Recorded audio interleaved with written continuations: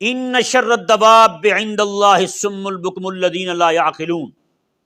بے شک اللہ کے ہاں سارے جانوروں سے بدترین وہ شخص ہے الصم البکم، سم بہرا، البکم گنگا، بہرا اور گنگا، یہ اس بندے کو کہا جا رہا ہے جو حق نہ سنے،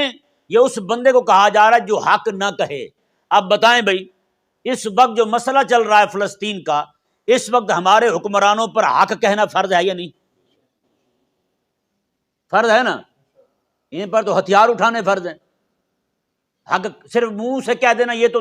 بہت دور کی بات ہے نا، ان کے لیے تو ہتھیار اٹھانا فرض ہے اب، لیکن انہوں نے نہ ہتھیار اٹھائے نہ ہی یہ بولے، الٹا یہ وہ بولیاں بول رہے ہیں جو ان کی حمایت کی ہیں،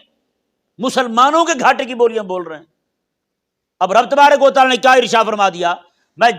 سارے جانوروں میں بھی بدترین، سارے جانوروں سے بدترین وہ شخص ہے جو نہ حق سنے نہ حق بولے،